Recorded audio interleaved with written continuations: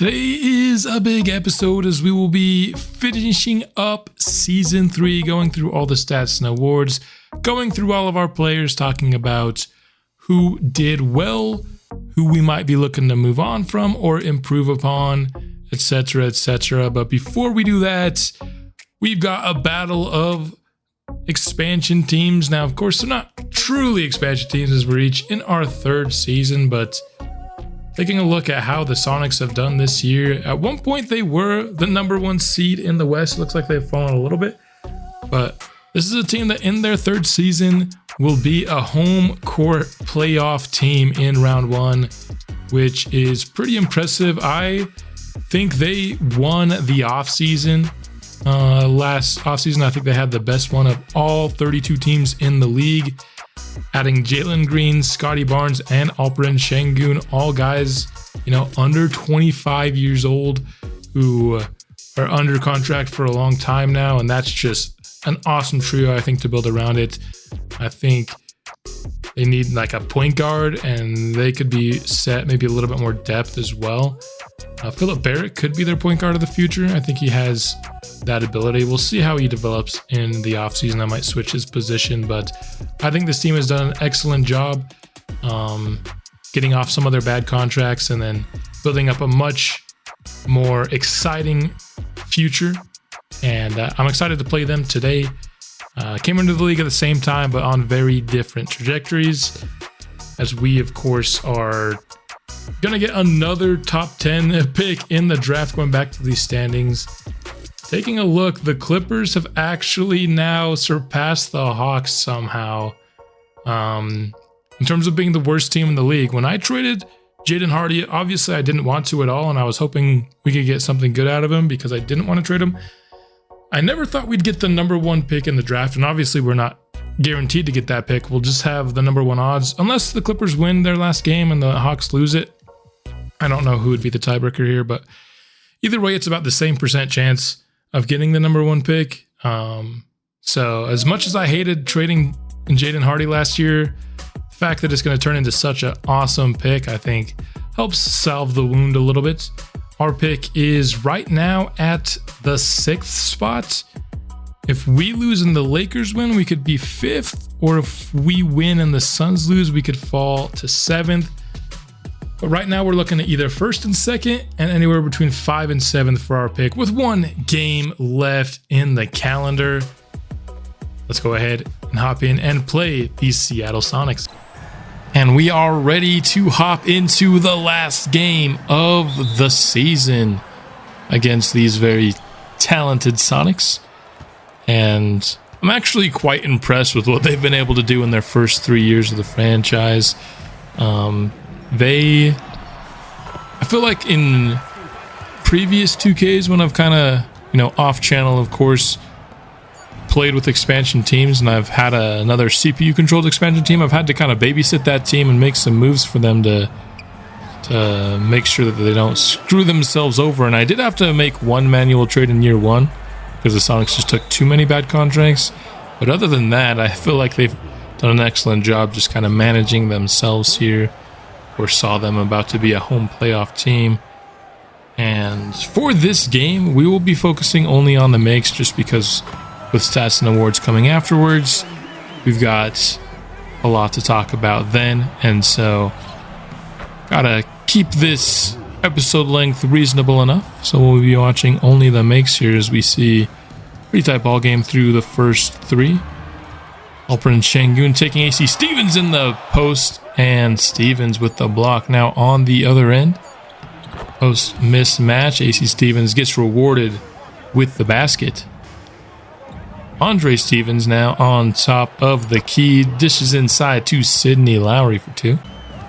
Not a lot of space there on that pass, needed to be perfect, and it was. Kobe White firing top of the key, hitting that 3-pointer. And a beautiful pass up the court from AC Stevens. Sidney Lowry can't finish, but Andre able to clean up the boards. White, another look top of the key. Hit one before, and he hits one again. Jalen Green now, that's too much space for him. He's a very talented scorer. Gotta make sure we stay on his hip. Pick and roll. Andre Stevens, the ball handler. Not something we see often, but he finds his spot there. Moody with it. Finds AC Stevens. That basket is good. It's funny that if he steps back like one more step, he's probably going to make that only 10% of the time. But because it's technically a mid-ranger, he's got good ratings. Moody off the dribble. Hits the three-pointer top of the key. Okoro off the screen, driving to the basket, getting fouled, and also making the layup. 3-point play is finished off, and that gives Seattle back the lead, 22-21 now. J.C. Carpenter, somebody who I thought might be available in the second round last draft, but was picked in the lottery by the Sonics. Makes that basket. Okoro, tough look, and he hits it nonetheless. Seattle now up by 6. Davidson, we need a basket. Can he give it to us? Yes, he can. Top of the key. A lot of top of the key threes in this game. It feels like more than usual. Okoro can't hit that one as we end the first, down by 3. A little bit of an offensive slump there at the end. Gave Seattle some room. Phillip Barrett, the Seattle Sonics other rookie here, this time going inside on Sidney Lowry. Tough finish for him. Lowry got some space off the screen and nailed the mid-range shot. Lowry in transition again, this time, ooh, nice step back, creating the space, and he drills the shot. Barnes going inside on Jalen Johnson and hitting that one. Baldwin just left alone, going under the screen on Patrick Baldwin's not what you want to do. Not much of a ball handler, but he can certainly hit the 3. Tough looking possession here for Seattle, but Barrett bails them out with the step back 3. Baldwin under the screen again. He gets the space. I don't know what's up with this Seattle scouting of Patrick Baldwin, but you can't be giving him that much space from 3. That's like his one skill set. Barnes off the dribble, can't hit that shot, but it's cleaned up by Bassett. Seattle leads by 6, but not for long, as that's a beautiful alley-oop.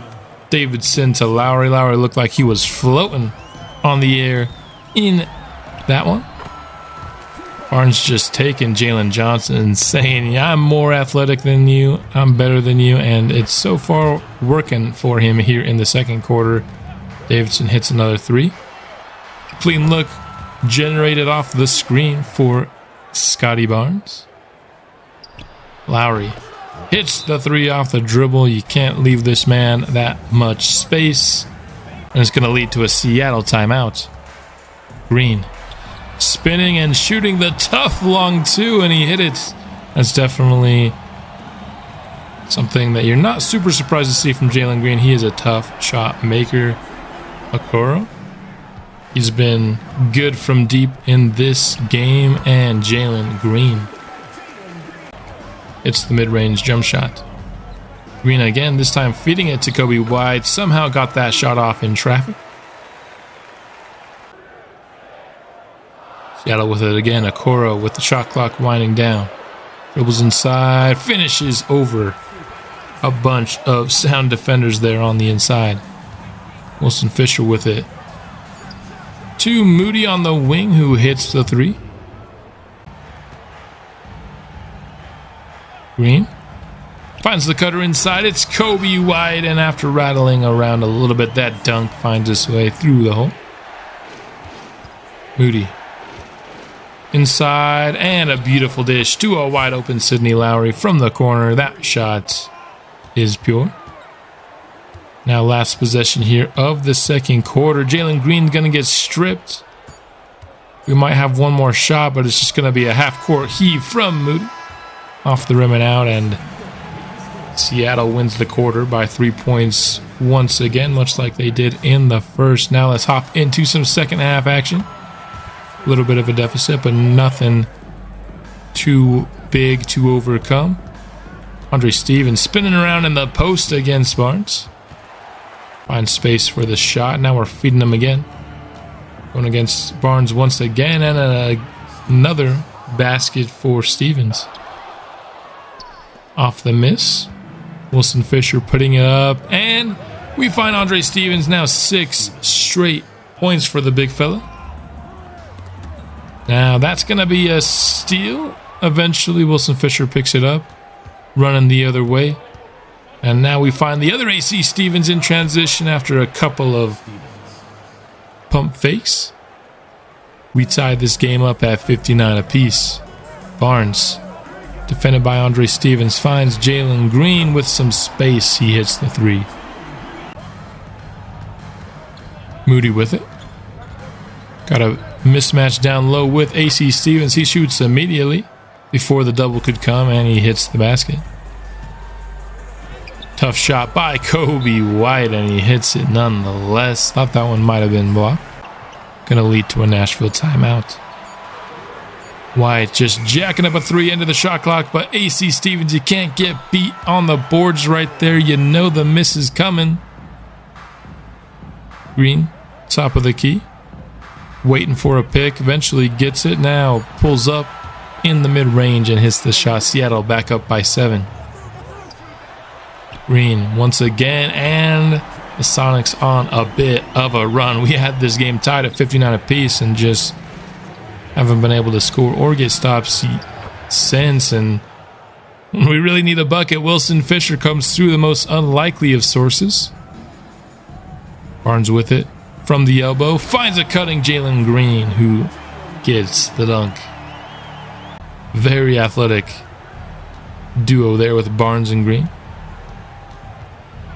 Davidson feeds Moody, turns around and shoots over Philip Barrett.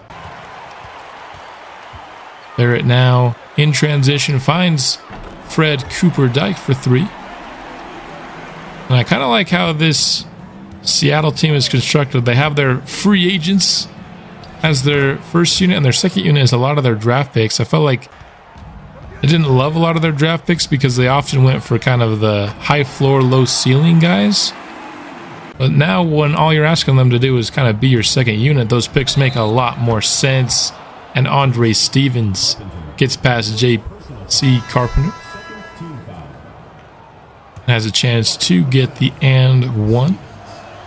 I just think this is a very well constructed roster here.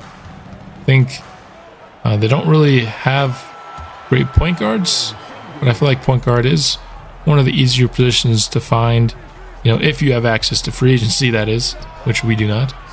Stevens, what a third quarter Andre Stevens has had for us, trying to keep us in this ball game.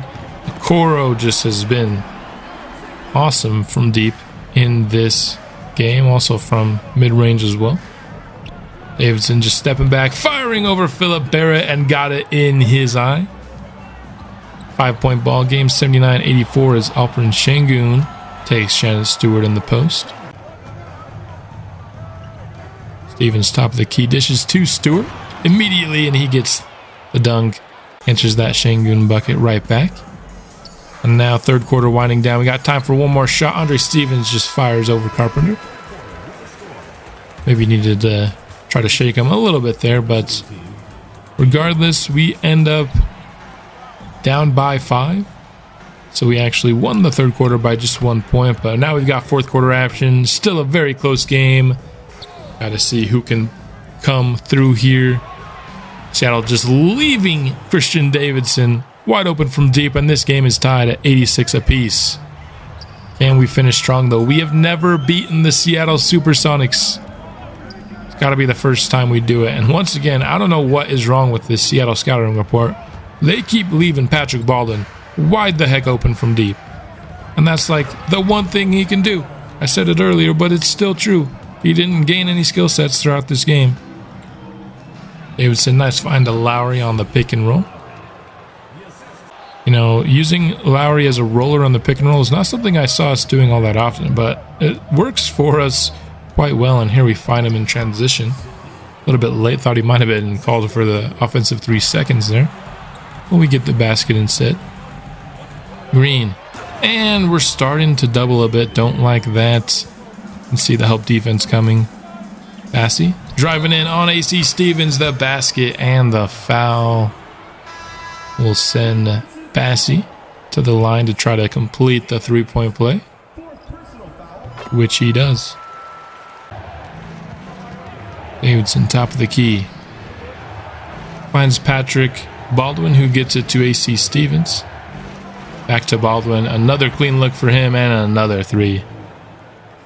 Seattle just has no respect for Patrick Baldwin. Nice find there on the cut for Sidney Lowry. Jalen Johnson, top of the key once again, and again finds Lowry. A couple of really nice passing plays from Johnson. And Nashville with a 5-point lead halfway through this 4th quarter, but Jalen Green cuts it to 2. In transition now, we find Jalen Green again, and he slams it home. It's back to even just like that. But a nice feed from Wilson Fisher on the Lowry cut. Gives us back the lead, but Okoro trying to erase it, and he does. Seattle back in front by 1. Down to 4.5 minutes left in this game. We're starting to double. No, please. Why are we doubling Isaac Okoro? I know he's been shooting well, and we're doubling Green. You can't double 2 players. It's not going to work. We're giving Seattle free baskets. Stop doubling. Oh my gosh. The doubles are going to kill me in this game, man. They're so horrid. Once again, doubling Okoro when it leads. We're just gifting Seattle this game right now defensively. And then we're even more doing it offensively with horrible passes like that from Fisher.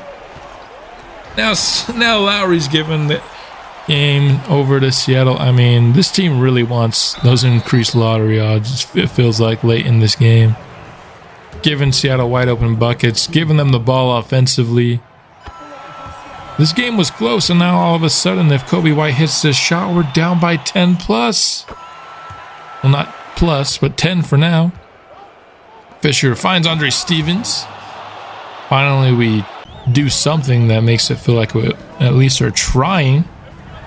Jalen Green in the mid-range. But that would ultimately be too much. That little stretch of turning the ball over twice in a row plus doubling everybody on Seattle and giving them wide open shots ended up being something we just couldn't overcome, and that little run you saw there was enough to get Seattle the victory. It only got worse from there. As of course, you see we lose by 17, a lot, giving up 127 points to the Sonics. Dumb double teams, dumb turnovers. We really choked this game in the 4th, and of course it's good for our lottery odds, but I want to beat Seattle, man. We've never done it. And now it's a lot harder, of course, because they're actually good. But in the first 2 years they weren't, and we couldn't beat them then either. But here you go. Didn't see any of the misses, so here's about what everybody shot. Nobody really had a bad game from the field.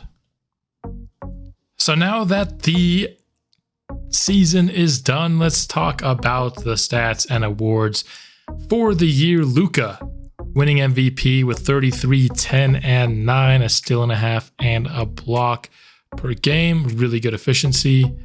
Rookie of the year does go to Herman Person, and talked about, maybe overriding this for Andre Stevens. I do think Andre Stevens, without a doubt, had a better year, had 7 more points a game.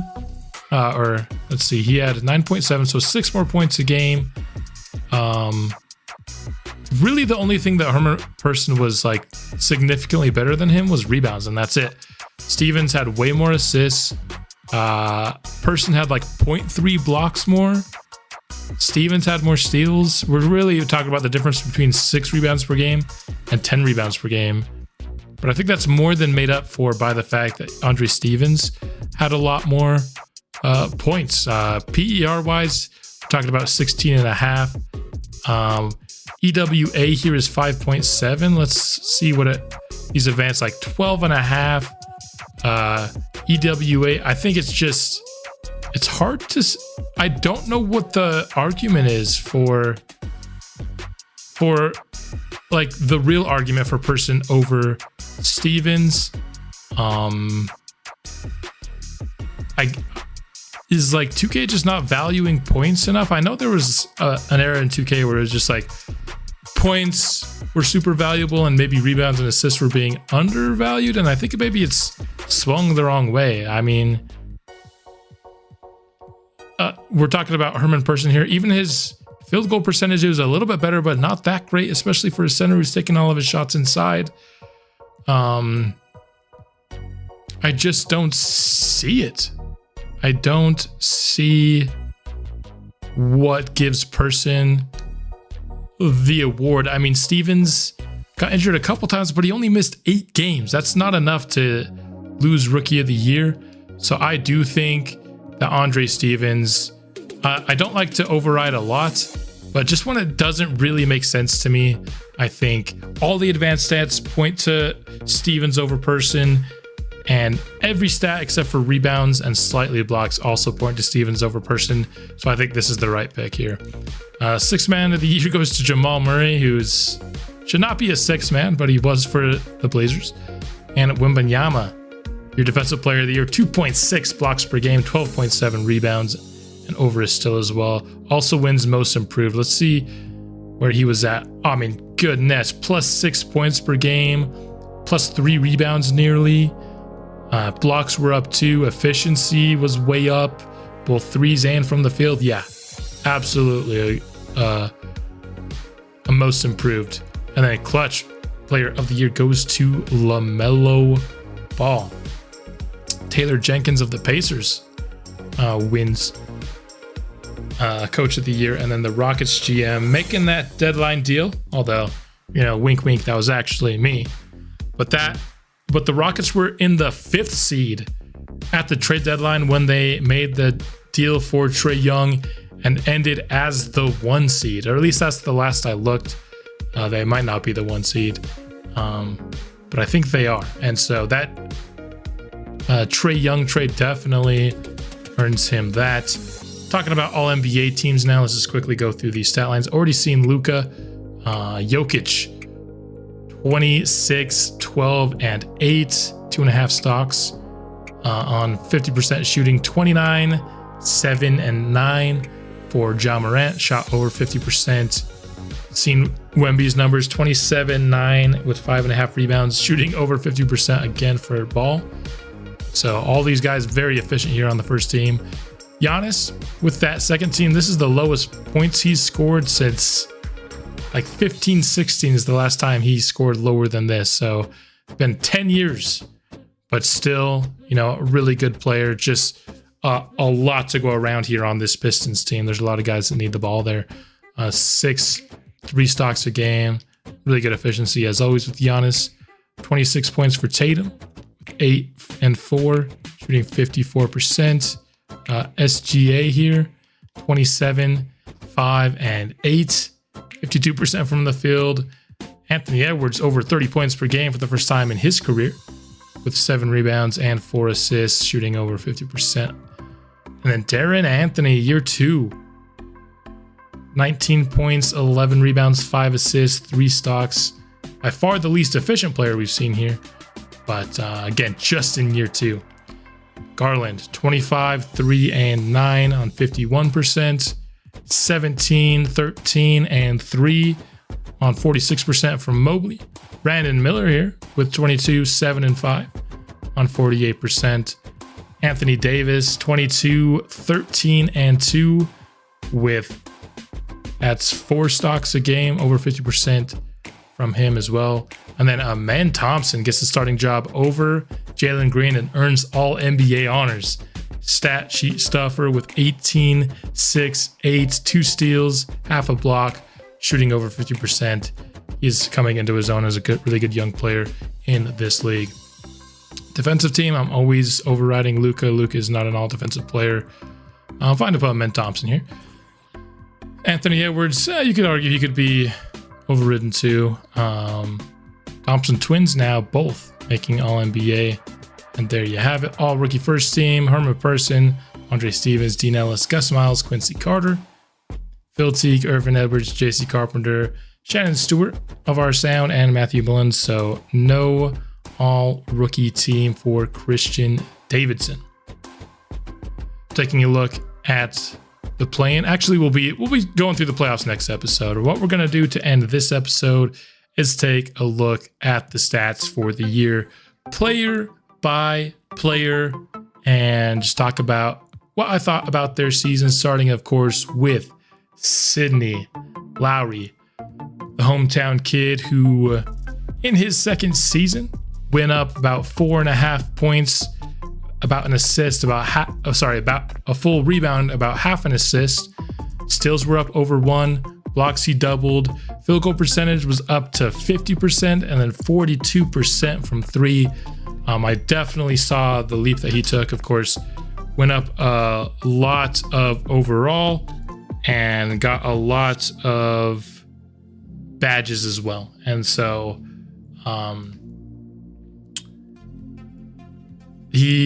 I thought he was going to be a lot better this year, and he certainly was, and I'm happy to see that. Wilson Fisher, not a very good scorer. His efficiency went down this year. His assists went way up. His steals did as well. That's kind of his role, is to pass the ball and to play defense for us. That assist to turnover ratio is still not quite where I like it. Just right at 2-1. I like it to be above that, closer to 3-1, if I'm being honest. And so there's a really big talking point this season as to who should be the backup point guard next year. Assuming that we draft our starter in this draft, which is what I'm definitely leaning towards, with this draft coming up being so heavily skewed with really good point guards. I think it's between Wilson Fisher and Sam Hudson. And we know what Wilson Fisher is. He's a defensive stopper, not going to offer you much on the offensive end. But I do like what I've seen from him defensively, and he has, those 8 badges, which definitely helps his case. Moody, steady as always, I felt like this year. Career high in points, first time he was over double digits. His efficiency did dip as the year went along. He was closer up to 50 in the first half of the year, but got back down to what he's really been throughout his career other than his rookie year, that 47%, high 30s from 3. I think he plays really well in these spotlight games, and I think he does well in simulation as well. I think he was a good starter for us. Obviously not like a building block starter or like a cemented starter, but in terms of guys that I'm thinking are going to be on the team next year, I'd say Moses Moody absolutely is going to be on the team playing minutes for us next year. AC Stevens, 14 points per game, 9 rebounds, about a rebound up from last year. His assists are down. Blocks went up to over 1 per game. Field goal percentage very high. AC Stevens is a guy who I think is a solid starter, but not somebody that I'm afraid to upgrade, especially because I do like a couple of the centers in this class. We'll be having the full draft preview next episode along with the lottery. And I think where we're sitting at in the draft, there's a good chance that one of our top 10 picks is used on a center. And I think as much as I am fine with having AC Stevens as my starter, I think he'd be an excellent backup, whereas I feel like he's just that solid starter. Andre Stevens here, 16 points per game, 6 rebounds, 2.5 assists. His efficiency went a little bit down as the year along. He had a couple injuries that put him out 8 games, but I still think he was quite good. Of course, rookie of the year by my override, although I think it was very fair. I understand maybe some people will disagree, but I think he was just flat out better than Herman Person. And so his efficiency did dip a bit, but overall his stats were pretty consistent throughout the year. Had a couple of cold stretches, but he had a couple of hot stretches there to counteract them. And really excited about him. at the end, I think he was exactly what I drafted him to be, a very solid guy who could help impact winning in his first year. I think he did that and proved to be our second best player in his first season, which is exactly what I wanted with that number 2 overall pick in last draft. Somebody that can step in and be another positive impact player alongside Lowry. Saw that his estimated wins added was pretty high, like that. Davidson, 8 points per game. His field goal percentage steadily climbed throughout the year. I like that. Also had 2 rebounds and 2 assists. Obviously, this isn't excellent efficiency, but considering this is a 70 overall player in his first year, I certainly think this is about what I expected. I'm not going to say he exceeded expectations, but he certainly didn't disappoint either. I knew it was going to be a little bit of a longer process with him, but we drafted him for his upside, and I'm very excited to see what he does this offseason. Shannon Stewart, solid player. I think he's kind of more like in the range of like, I'm fine if he's my backup, but if we end up drafting a center in the top 10 and AC Stevens slides into the backup center role, I also don't think he's this crazy good player that I'd be sad to have him out of the rotation. But I'm also wouldn't be sad to have him back as our backup center last year. 43.5% from the field is a little bit low for the center, I will say. Baldwin. I think Baldwin was excellent this season. 11.8 points per game. And this, I think, if I go to her 36-minute stats, he was just behind Lowry in terms of his scoring on a per 36-minute basis this season, which is really good. Career high in field goal percentage as well as 3-point percentage, points, everything. And I think Patrick Baldwin is going to be our surprise player of the year this year. Just career highs across the board, despite his role not really being increased. I think he's earned himself more of a long-term spot. He is an expiring contract, and so we'll have to re-sign him this year. But in terms of being one of our forwards going into the future, I really like what we saw from Patrick Baldwin. Felt like he played well in his spotlight games as well as in simulation. If we go back to this so we can get back on track here. Jalen Johnson. He is somebody who was our disappointment of the year last year, and I think he was just as bad again. Maybe even worse. His 3-point percentage was pretty much the same. Field goal percentage slightly dropped. He had a lesser role this year, and I don't think he took very well to it. Just not a good rebounder. I think power forward, I didn't love him as a starter, but I thought he'd be a great backup. Now I'm not even sure if he should be even be our backup. And power forward's a bit of a tricky spot in the draft that we'll talk about in the preview, but I certainly think there's a chance to upgrade over Jalen Johnson. Maybe not for next year, but for a long-term upgrade at the backup 4 spot. And so I would not be surprised if Jalen Johnson gets moved in this offseason and could perhaps he is also once again disappointment of the year. 2 years running, he's already maxed out his potential, so lowering his potential is not going to really do much. But 2 straight years being, I think, the most disappointing player on the team. He does have somebody else right alongside him, though. I think you could argue for either of these guys. The fact is that they're both at their max potential, so doing anything with it isn't going to help much. But there's 2 players that I think before this season, I was high on them being maybe here for at least the next few seasons.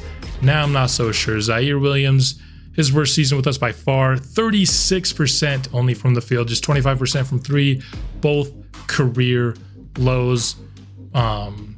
His role was a bit reduced, and he just did not take well to it. And so both Jalen Johnson and Zaire Williams are candidates to be moved in the offseason. Sam Hudson, we'd have to go to the G League stats to really get a good look at him. I'm on the wrong thing here. We go over to the Hustle to see what he ended up doing here in the G League. He's not here. Why is he not here? Just because I guess he's called up. Yeah, he's called up, I suppose. So we can't actually see it, but he was shooting pretty much 30% in the G League. He's a guy who I'm, again, really interested to see what he does in the offseason. I don't think he was NBA ready this year. And there's really going to be a big debate on, do you take the guy that you know in Wilson Fisher, who's a solid guy, doesn't offer much as a scorer, but he can play make, he can defend, or do you take Sam Hudson, the guy with more upside and can score a little bit, but doesn't really have that, the badges. He does have 4, and he might improve them in the offseason, and doesn't have that, elite skill set where Wilson is that elite defender, you know what I mean? And he got a ton of steals, both in simulation and in our spotlight games. And so potential versus the guy is going to be one of the topics that we'll be talking about come the off season. Last here for this episode, we are going to talk about the team statistics and where we ranked in several things. Once again, worst scoring team in the league, but we were actually tied with the other team that we have their first round pick with the Clippers. Points allowed, Sonics had the best defense in the league. We had the 7th worst for a differential of the 4th worst. This is the first year we have not been the worst differential team in the league, though, so that's good. In terms of shooting, we were 22nd in the league, but outside of the bottom 10, barely, but we were there, which is good. In terms of a 3-point shooting team, we were right smack dab in the middle at 35%, a very average team there, but seeing kind of average to maybe slightly low average is a big improvement over, worst in the league that we've seen, which we are here in free throw percentage once again. These 2K prospects just in general have too low of